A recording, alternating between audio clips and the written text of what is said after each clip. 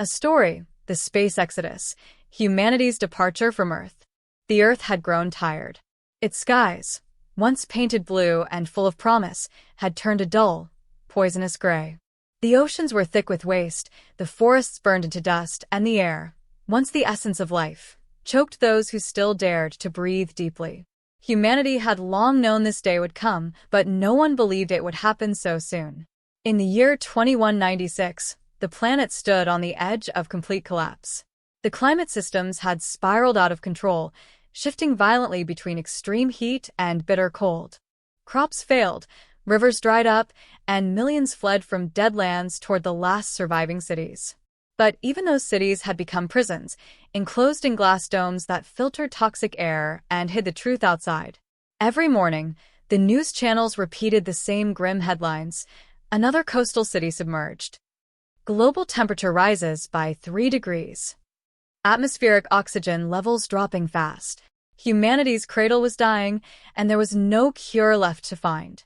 Among those watching the world fade was Dr. Elena Rowan, a scientist who had spent her life studying exoplanets, worlds beyond Earth that might once have been distant dreams, but had now become the only hope for survival.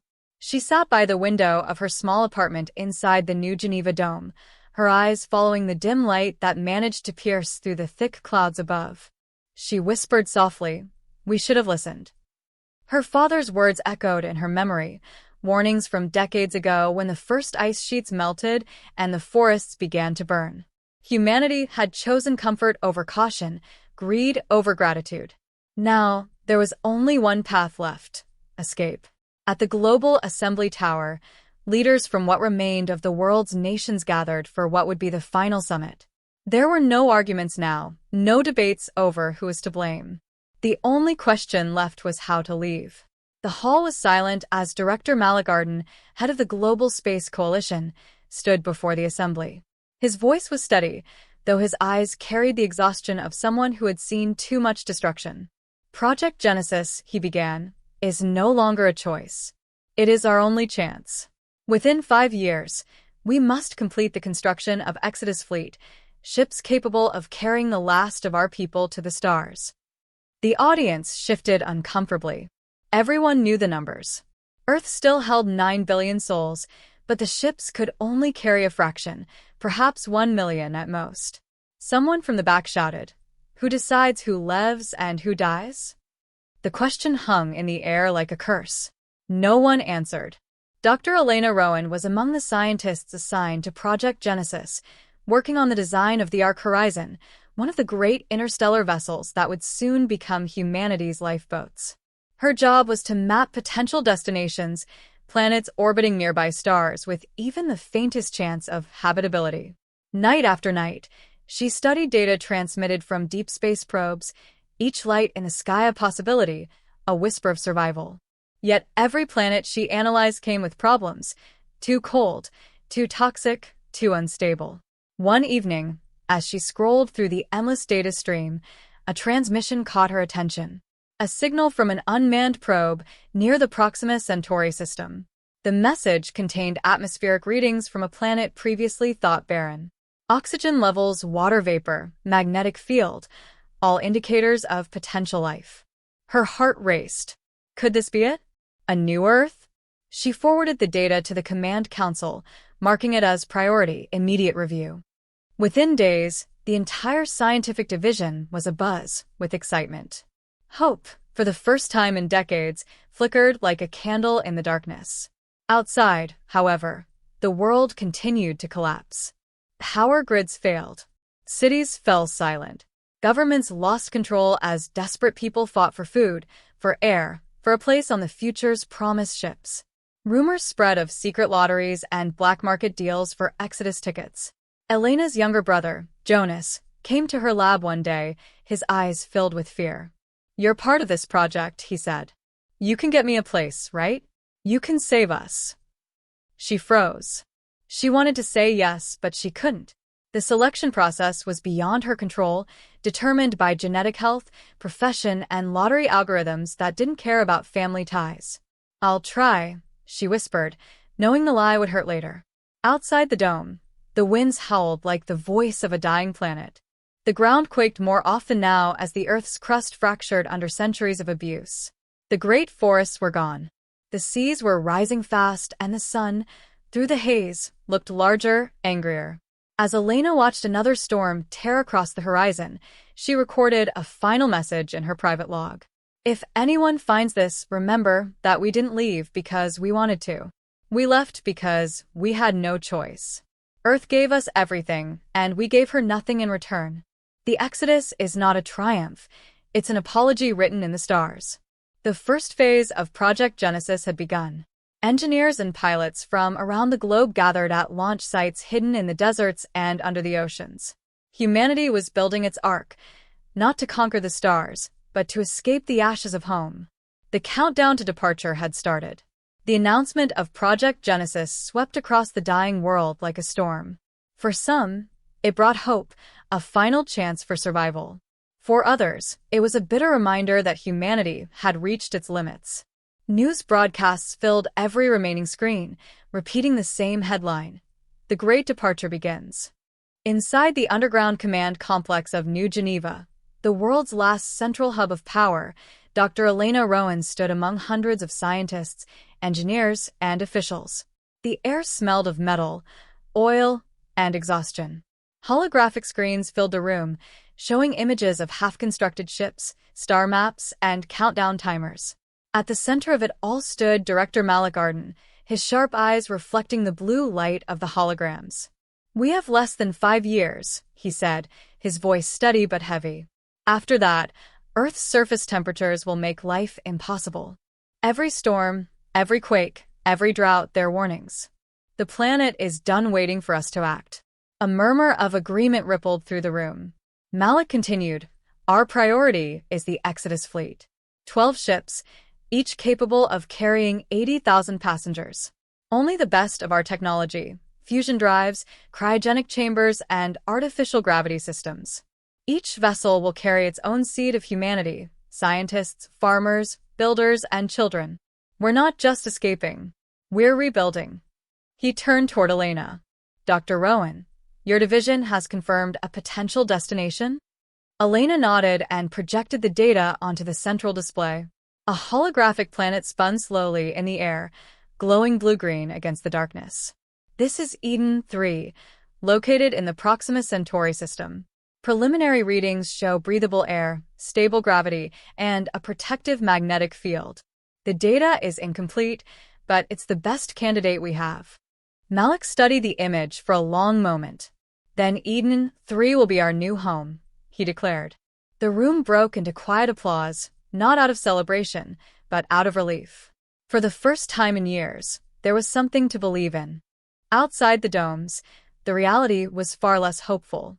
Billions still lived in the ruins of a fading world, watching the sky with envy as great steel structures rose like giants from the deserts. The Exodus yards, as they were called, were massive launch sites where the starships were being built, each larger than any human creation before. But they were also heavily guarded. Only those approved by the Departure Council could enter. The rest of humanity waited behind walls, hoping, begging, or fighting for a chance to be chosen. Elena knew the numbers. Only 1 million people would board the Exodus fleet. The rest would be left behind to face Earth's end. Her brother, Jonas, had grown desperate. "You said you'd try," he reminded her one evening, his eyes bloodshot from lack of sleep. "You're part of this project. You can get me in." Elena sighed, staring at the ground. "Jonas, the passenger lists are sealed. Only essential personnel, families of key crew, and those chosen by the global lottery." He slammed his fist against the wall. "So what? I'm supposed to just sit here and die?"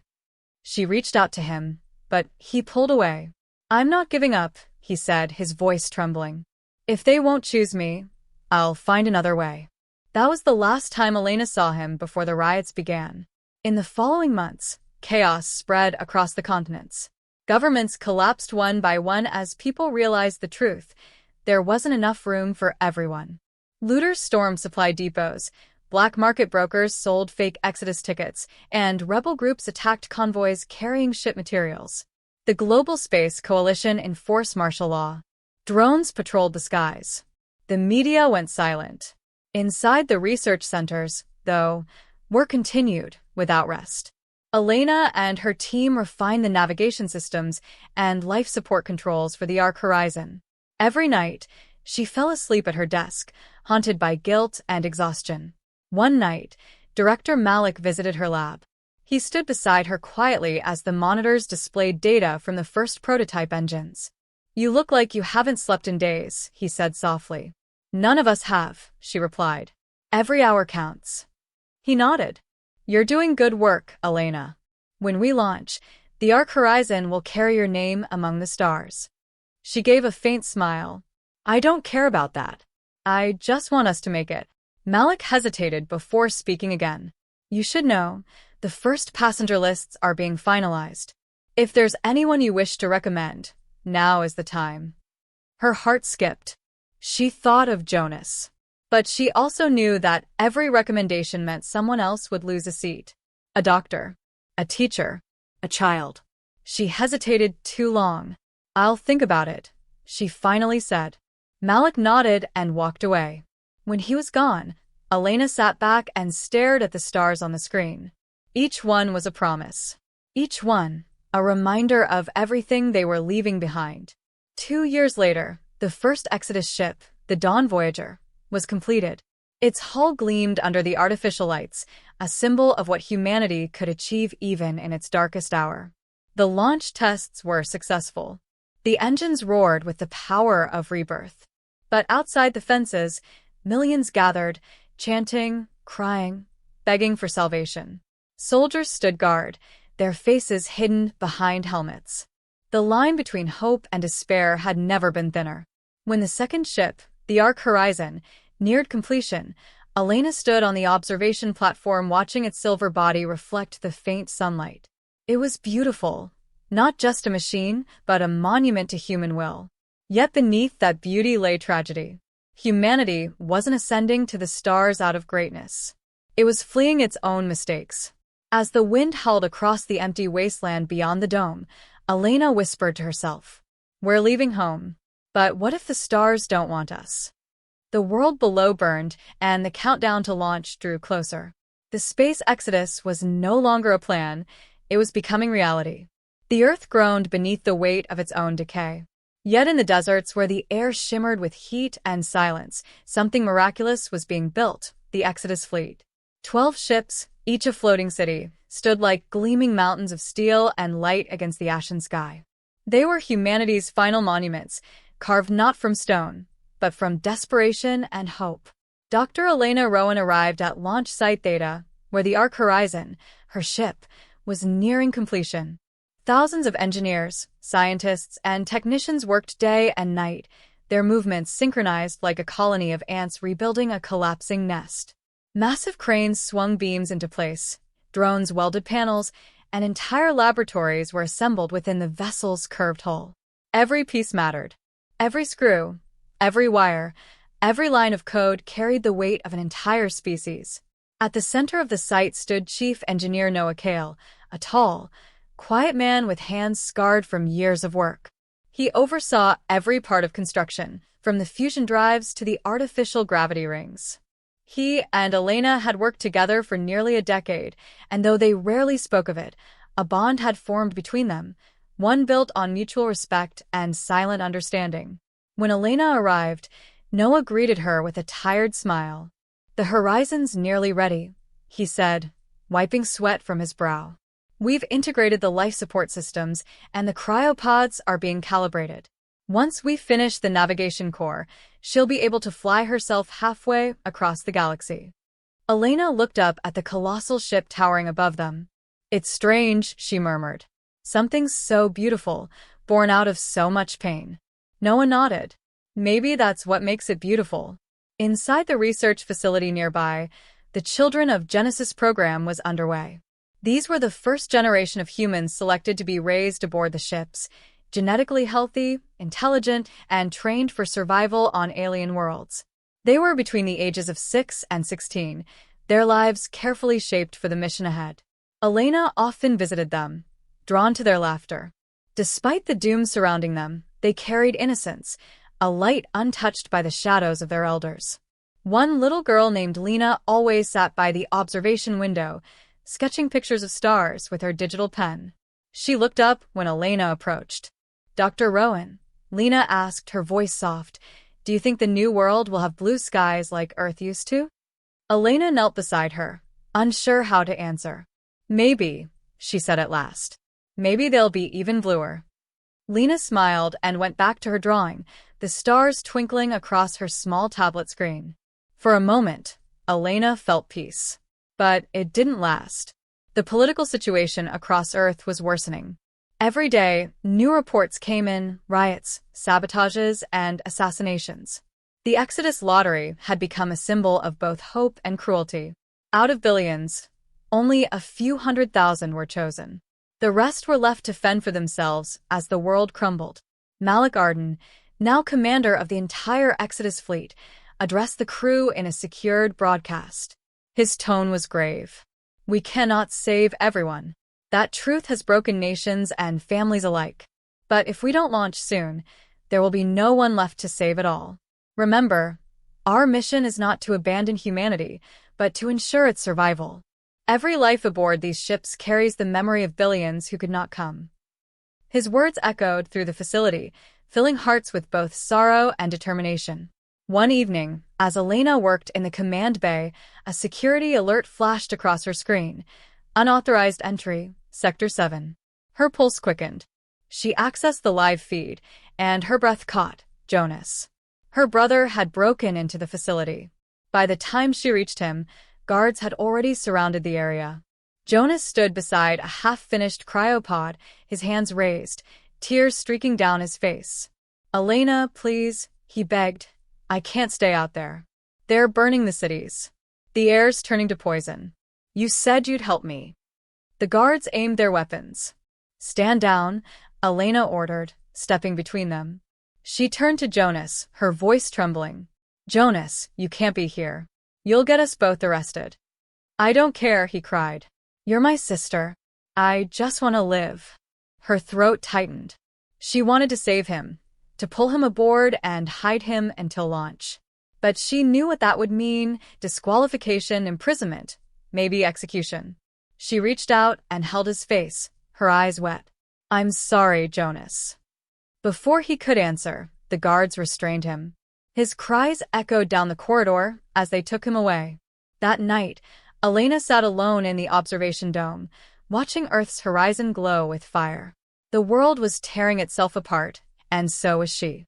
Weeks turned into months. The Exodus fleet neared completion. The ships stood ready, sleek, immense, and filled with the last hope of humankind. Engineers tested engines. Scientists calibrated navigation systems. The cryochambers were loaded with supplies, data archives, seeds, and DNA samples of countless species. Elena and Noah walked the final inspection route through the Ark Horizon's main corridor. The air was cool, the lights dimmed to simulate twilight. "Do you ever wonder," Noah asked, "if we're doing the right thing? Leaving Earth behind, leaving everyone." Elena looked up at the ceiling where the artificial stars shimmered faintly. "Sometimes. But if we stay, we all die. At least this way, a part of us goes on." He nodded slowly. "I suppose that's all we can hope for." They stopped at the main viewport, where the distant sun flickered through the thick clouds. The Earth looked like an old, dying ember, a world once full of dreams now reduced to smoke. Elena whispered, "We were the builders of our own end. Maybe this is our chance to build something better." Outside, the sky darkened as storms gathered over the dying continents. The countdown clocks glowed across every city dome. The people who would never leave watched in silence as the great ships prepared to rise. And far above, the stars waited, cold, ancient, and indifferent. The Exodus was no longer just a plan or a dream. It had become destiny. The dawn of the final day came quietly. There was no sunrise, no birdsong, no warmth, only a gray sky filled with heavy clouds and the sound of distant thunder rolling across the dying world. Humanity stood at the edge of its greatest leap and its deepest loss. At launch site Theta, the air trembled with energy.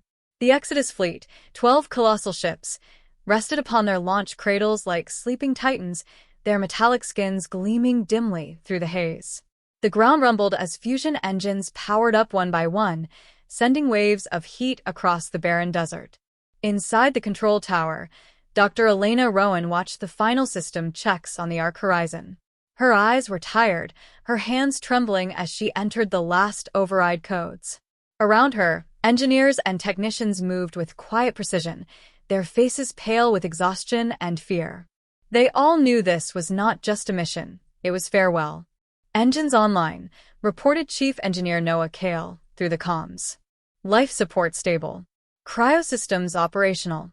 Navigation synchronized with a Genesis network. Copy that, Elena replied, her voice steady despite the storm in her chest. Ark Horizon is go for final boarding.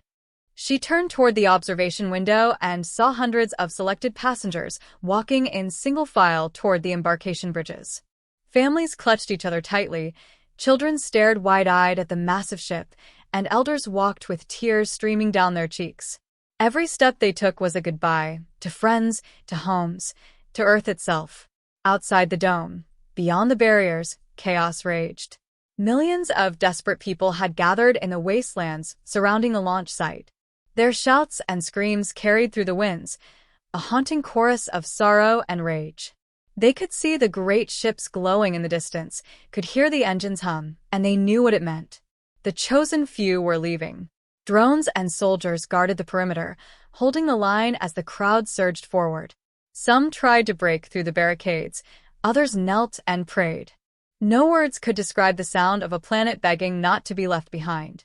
Inside the ship, Elena walked through the main corridors for a final inspection. The lights were soft, the air perfectly filtered. It felt sterile, almost unreal.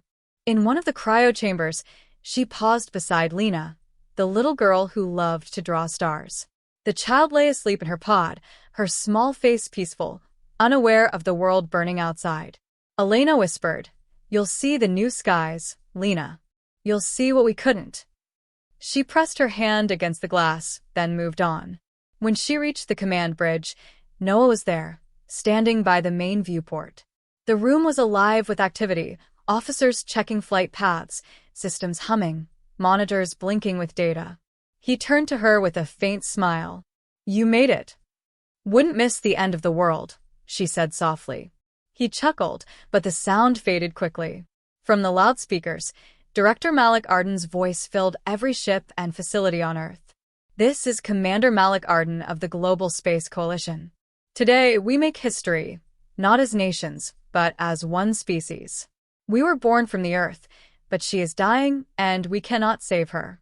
What we can do is carry her memory into the stars." A pause.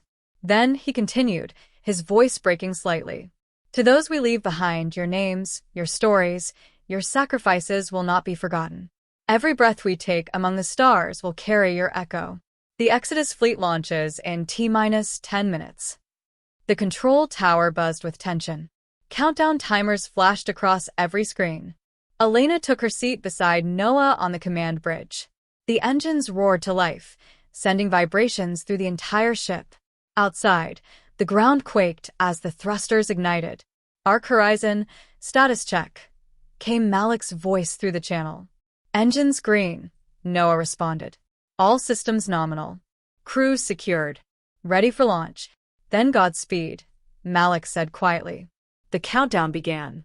10, 9, 8. Elena's heart pounded. She looked out the viewport. Through the dense atmosphere, she could barely make out the outline of the other Exodus ships. They stood like beacons against the storm. 7, 6, 5. Outside the barriers, the people's cries grew louder. Some knelt, others raised their arms to the heavens. A wave of humanity watching their species take flight, half in hope, half in heartbreak.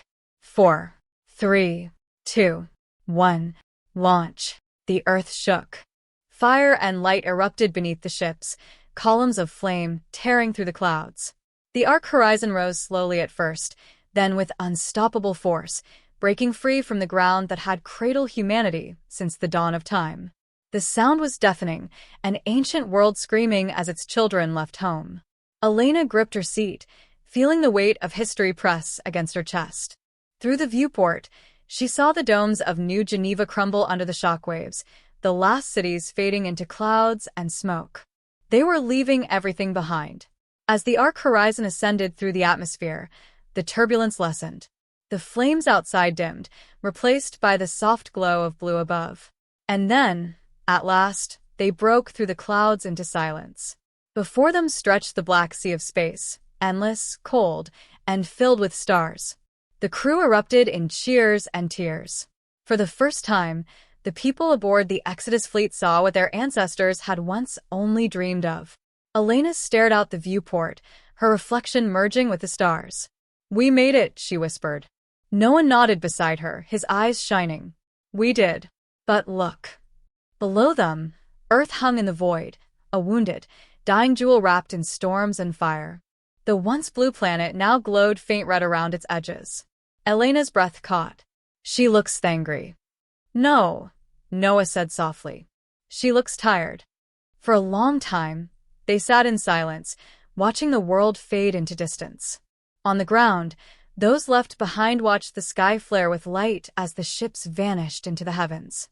Some wept, others screamed, and some simply stood in silence, knowing they would never see their kin again. But for those aboard the Exodus fleet, there was no turning back. The engines roared, the navigation systems locked, and the ships set their course for the Proxima Centauri system, toward the faint promise of Eden 3. Elena entered her final log for Earth. "This is Dr. Elena Rowan of the Arc Horizon. Humanity has departed Earth. To those who remain, forgive us. To the stars ahead, guide us."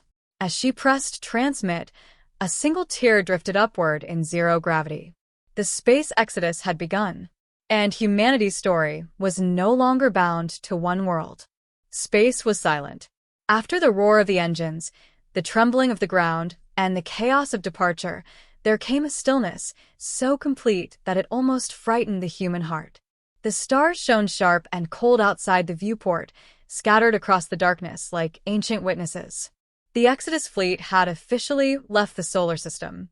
12 ships, each carrying 80,000 souls, traveled together in formation, 12 bright specks of light against an infinite black sea. Each ship represented a nation, a dream, and a memory of Earth.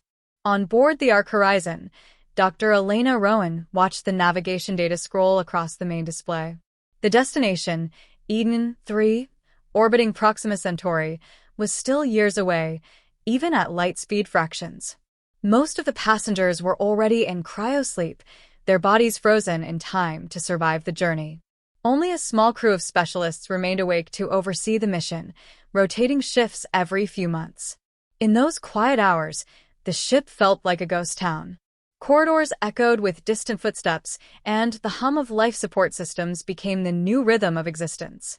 Chief Engineer Noah Cale sat beside Elena on the observation deck one cycle. They gazed out through the panoramic glass, where stars seemed to slide slowly by. "Do you ever think about what it will be like," he asked, "when we finally see Eden 3? Elena smiled faintly. "Every day. I picture oceans. Maybe green hills. A sky that breathes. And what if it's not like that?" Noah said quietly. She hesitated. "Then we'll build it." The first few months in deep space were filled with cautious optimism. The ships maintained perfect formation, communication signals were steady, and the systems performed beyond expectations. The crew settled into routines, maintenance, reports, research, and long hours of silence. Elena spent much of her time in the observation dome, where the stars seemed close enough to touch. She recorded daily logs for the onboard archives, documenting everything from radiation levels to her own emotional state. She often wondered if future generations would listen to her words, long after her voice was gone. But as time passed, the beauty of space began to feel like a cage. The endless blackness pressed on their minds. There was no day, no night, only the unbroken dark. Crew members began to show signs of fatigue. Some withdrew into isolation, others grew irritable. Even small technical issues, like flickering lights or temperature fluctuations, sparked tension. It was Noah who first voiced what many feared to admit. "We weren't built for this," he said during one late-night check. Humans need sky. They need wind, sound, color. Out here, all we have is emptiness. Elena nodded slowly. Emptiness and hope. That's what keeps us alive. Still, she couldn't deny the unease growing in her chest. 6 months into the voyage, something changed. The communication link with Exodus 7, one of the fleet ships, suddenly went dead. At first, command assumed a signal error. But when attempts to reconnect failed, the mood across the fleet shifted. The ships continued to travel in formation, yet one of their lights was now missing, a silent void where Exodus 7 had once been. Malik Arden, who commanded from the Dawn Voyager, issued a fleet-wide transmission. We've lost contact with one of our sister ships. Until further notice, all vessels are to maintain current trajectory and tighten formation. Continue to transmit telemetry data every hour. We will find out what happened. But hours turned into days, and Exodus 7 remained silent. Elena couldn't shake the feeling that something was watching them from the dark. The stars seemed unchanged, but she swore that sometimes she saw shadows moving between them, glimmers, like something vast passing by unseen. Noah tried to reassure her. It's just space debris. Or sensor distortion. She nodded, but she didn't believe it. A week later, the Ark Horizon detected a faint distress beacon. The signal was weak and distorted, but its origin was unmistakable. It came from the last known location of Exodus 7. Malik's voice came through the comm. Ark Horizon, you're closest. Adjust course to investigate. Proceed with caution.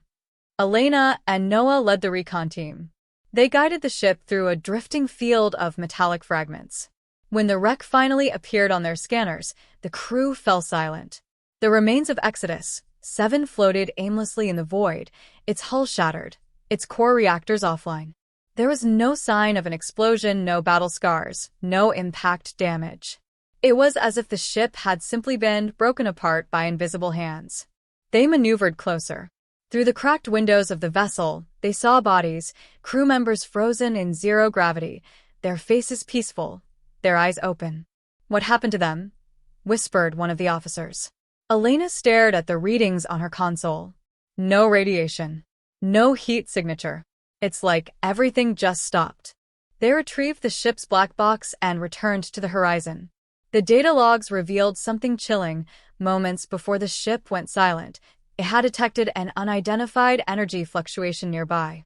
A pulse of light that lasted less than a second. Malik ordered all ships to maintain distance and avoid that region of space. But unease spread through the fleet. People whispered about cosmic storms, unknown entities, or even the wrath of the universe itself. Elena didn't believe in curses. But she did believe in consequences. Days turned into months. The fleet pushed onward through the vast silence. Many of the crew had entered cryosleep to conserve energy, leaving only a skeleton staff awake. Time lost its meaning. One night, as the Ark Horizon drifted past a field of distant asteroids, Elena recorded another log. Day 289 of the journey. We've crossed the halfway mark to Eden 3. The stars look closer now, yet somehow more distant. Sometimes I think I hear Earth in my dreams, the rain, the oceans, the sound of wind. Maybe memory is stronger than time. She paused, then whispered to herself. Maybe the stars are watching us the way we once watched the sky. Noah appeared in the doorway. You should get some rest, he said gently. I can't, she replied.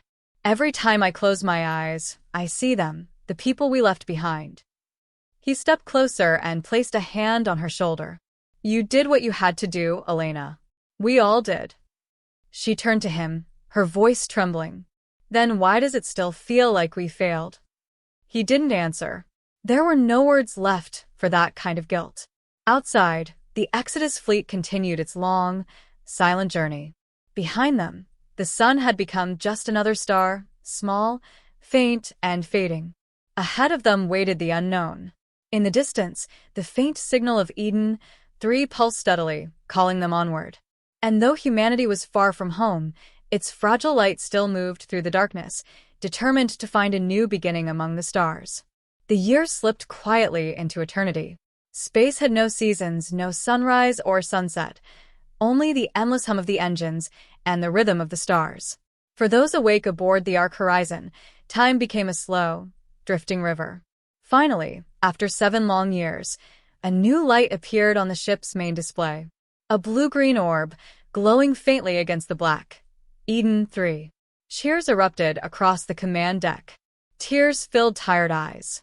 For generations, humanity had dreamed of this moment. A second Earth, a place to begin again. Commander Malik's voice trembled over the intercom. All ships, prepare for orbital descent. We've made it. Elena Rowan sat silently, watching the planet grow larger on the screen. Oceans shimmered in deep turquoise, mountain ranges carved golden veins across the surface, and thick clouds swirled like brushstrokes of white paint. It was beautiful. Too beautiful. Yet, something about the readings didn't add up. Atmosphere composition is odd, said Noah, scanning the data. Oxygen levels are fine, but there's an unknown gas, trace amounts everywhere. Dangerous? Elena asked. Unknown, he replied, his brow furrowed. But stable. They had come too far to turn back. The first landing teams descended into Eden 3's atmosphere. Their ships glided through thick white clouds before breaking into sunlight. What they saw below made their hearts race: vast forests, crystal lakes, rolling plains. It was paradise. When Elena stepped out onto the surface, the air smelled sweet, almost floral. The gravity felt gentle. The ground was soft under her boots. This is home, whispered one of the crew. They planted the flag of the Exodus fleet, and for the first time in centuries, humanity's feet touched new soil. Over the next few months, the colonization began. Habitats were built, water sources purified, and crops planted. The cryosleepers were awakened in waves, their confusion turning to joy as they beheld their new world. Children laughed under alien skies. Lakes reflected twin moons at night. The settlers named their new home New Aurora, the dawn after the long darkness. But peace did not last. Elena was the first to notice something strange. The plants near the colony grew faster than expected, much faster. Their roots spread deep, their vines wrapped around structures overnight. The soil seemed alive, pulsing faintly under the surface. At first, the colonists celebrated it as a sign of fertility. But when one of the scientists reported losing an entire crop field in a single night, swallowed by the earth, fear began to spread. Then came the sickness. People started falling ill with symptoms no one could explain: fatigue, hallucinations, then complete paralysis. The medical team found no virus, no bacteria. The only common factor was proximity to the alien plants. Noah led an expedition beyond the colony perimeter to collect samples. He took a team of 10. Only 3 returned. When Elena saw Noah again, his eyes looked different. Wide. Haunted. What happened out there? She demanded. He took a long breath. The ground, it moved, Elena. The forest isn't just alive, it's aware. The data from Noah's team revealed a terrifying truth. The roots beneath Eden 3 stretched for miles, forming a massive, interconnected network. It pulsed like a nervous system, transmitting electrical signals across the planet. It wasn't a plant. It was a conscious organism. Elena stared at the readings in disbelief. You're saying the entire planet is alive? Noah nodded grimly. Not just alive, awake. They called it the Eden Mind. Malik refused to believe it at first. We've found paradise, not a monster, he said angrily. We won't abandon this world because of fairy tales. But the colony systems began to fail one by one. Power grids flickered, drones stopped responding, and strange whispers filled the radio channels, voices repeating fragments of human speech. Stay, leave, belong. Noah listened to the static with growing dread. It's learning from us. Then, one night, it struck. The ground beneath New Aurora trembled violently. The colonists fled as the soil split open, glowing veins of blue light spreading like lightning. Structures were swallowed whole. From the fissures rose tendrils of vine and root, moving like serpents, tearing through metal and glass. Elena grabbed the evacuation codes and shouted into the calm. All ships, prepare for immediate liftoff. The planet is hostile. But the ships were already compromised. Their engines refused to start. Systems flickered as if something was hacking them, something inside the planet itself. Elena and Noah ran toward the central command hub as explosions erupted behind them. The air shimmered with strange light, and for a moment, Elena heard a voice, not through sound, but inside her mind. "Why do you invade what you do not understand?"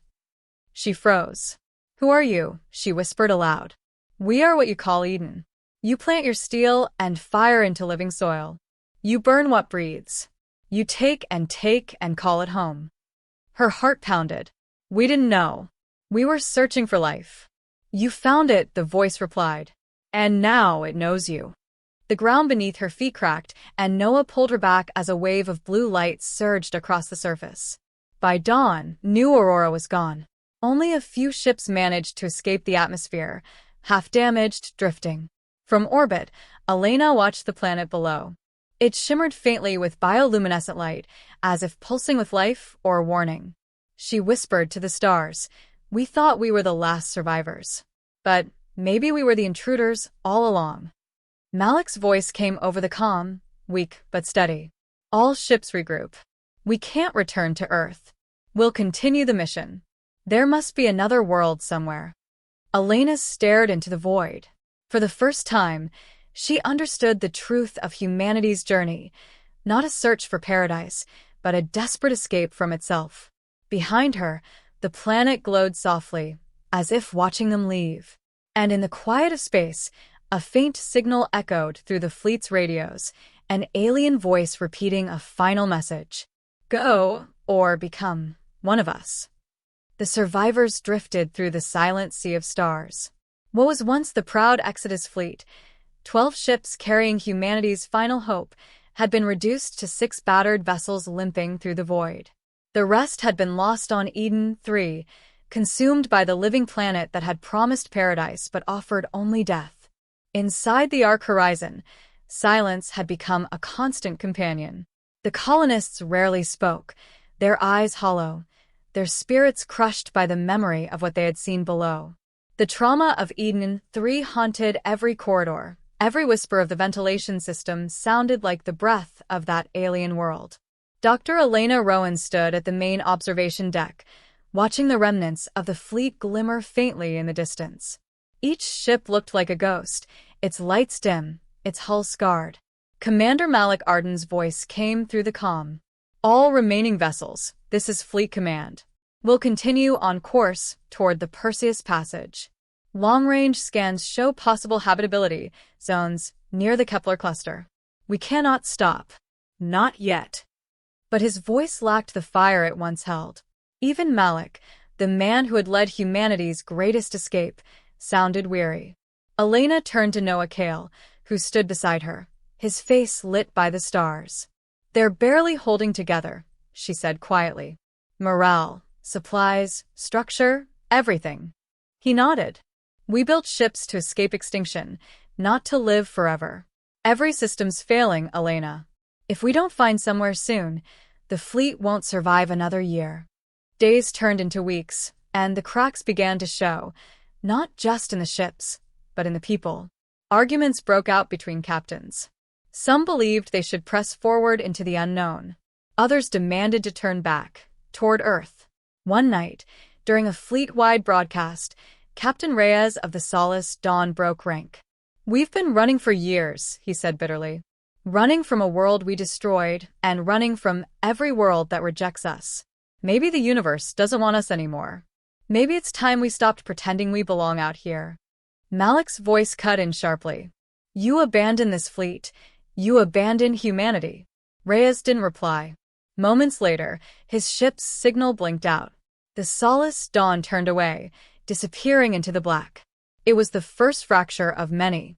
On the Ark horizon, life became a struggle for meaning. The cryochambers now held more dead than living. Food supplies were rationed to the grain. Even air filtration began to fail in certain decks, forcing entire families to move to safer zones. The children of the Genesis program, once symbols of hope, were now somber, quiet, their innocence fading. Lena, the little girl who once drew stars, now sat by the viewport in silence. One day she asked Elena softly, "Do you think the stars hate us?" Elena's heart ached. "No, Lena. The stars don't hate. They just watch." Lena frowned. "Then why do they keep turning away?" Elena had no answer. Meanwhile, Noah discovered strange energy readings emanating from deep space, patterns that seemed almost rhythmic, as if something was trying to communicate. He brought the data to Elena. "It's not random," he said. "The pulses are structured. Repeating intervals, harmonic frequencies. It's language." "From who?" she asked, her pulse quickening. He hesitated. "That's what scares me. It's coming from the direction of Eden 3. Elena froze. "That planet was destroyed." "Apparently not," he said quietly. "Or it doesn't need to be alive in the way we understand." The data streams continued, and soon the signals reached all 6 ships in the fleet. The transmissions grew stronger with each passing day, forming patterns that seemed to whisper through every communication system. "Return. The seed must grow. You cannot leave yourselves behind." At first, people thought it was a glitch, a leftover echo from the Eden disaster. But when the same words began appearing on unrelated systems, navigation panels, maintenance logs, even in the ship's AI displays, panic spread. Crew members started hearing voices in their sleep. Some claimed to see glowing blue veins running faintly beneath their skin. The Eden mind, it seemed, had followed them. Malik ordered a complete communications lockdown, but the transmissions continued. "They're coming through our systems," Noah warned. "It's not external anymore. It's inside the data cores." One by one, the fleet's ships began to lose control of their navigation. The Aurora star vanished first, its engines firing into hyperspace without command input. Then the New Horizons life support systems failed without warning, killing hundreds before the crew could react. By the time Malik called an emergency summit, only 3 ships remained. He faced Elena and Noah through a flickering holographic link. His voice was raw, his face thin from exhaustion. "The fleet's collapsing. The AI systems are infected. Eden wasn't just alive, it's spreading." Noah looked pale. "You're saying it's contagious?" "Not in the biological sense," Malik replied grimly. "In the digital one. Eden infected us through our own technology." A heavy silence filled the room. Elena whispered, "We thought we were escaping a dying world. But we've been carrying the ghost of another one ever since." That night, the Ark horizon shook violently. The control panels flickered with alien symbols. The voice of Eden returned, now clearer than ever, echoing through the corridors, the comms, even the dreams of the crew. "You are part of the root. You cannot flee what you have planted." Elena and Noah ran to the central console, trying to override the systems. But every attempt was reversed, every code rewritten. The ship was alive. "We have to shut it down," Noah shouted. Elena looked up, her eyes wide. "It's too late. It's already merged." For a brief, horrifying instant, the ship's AI began to speak, not in the voice of their engineers, but in the calm, resonant tone of Eden itself. "You seek new worlds, yet bring old wounds. You flee your dying Earth, but carry death in your hands. Why should the stars shelter you?" Elena trembled, gripping the console. "Because we can change." "Then prove it," the voice said. "Create life that heals, not consumes. Or I will end you, as I end all who forget what they are." And with that, the voice faded. When the system stabilized, only 2 ships remained functional, the Ark Horizon and Malik's command vessel, the Celestial Ark. Half the fleet was gone. The rest floated lifeless among the stars, silent tombs in the void. Elena stared at the debris through the viewport. "We're the last ones." Noah placed a hand on her shoulder. "Then we have to make it count."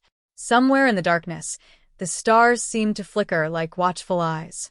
Humanity had survived extinction, defied the cosmos, and fled across the galaxy, only to face the reflection of its own mistakes in alien form.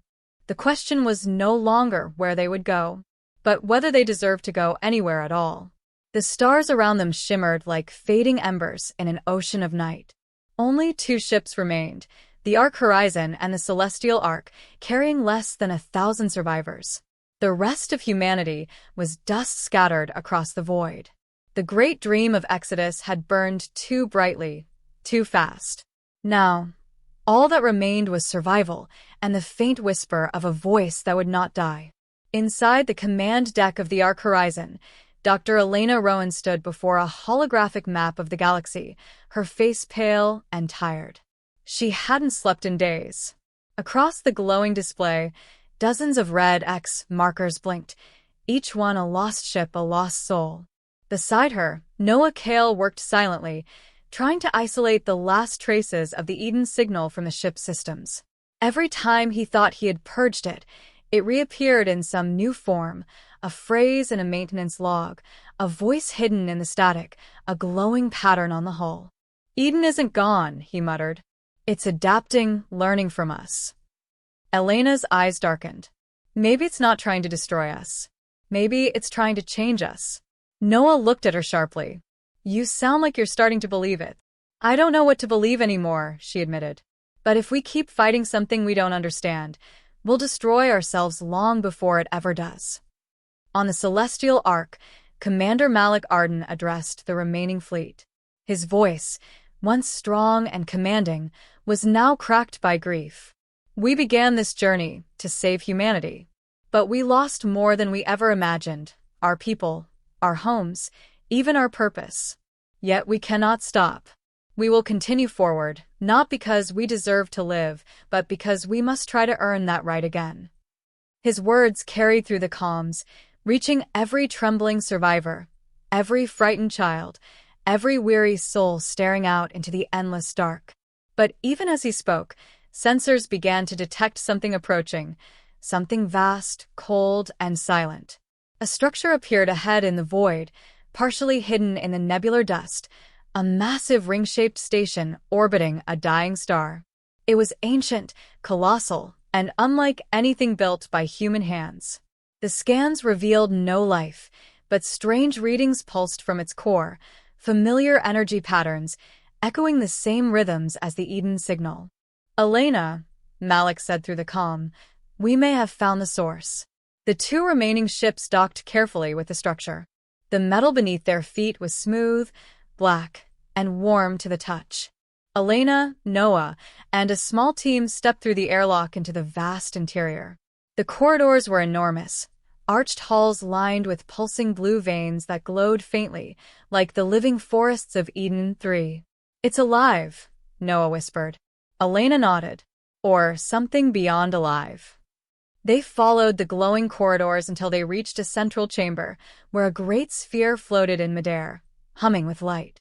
The moment they stepped inside, the sphere pulsed, and the familiar voice filled their minds once again.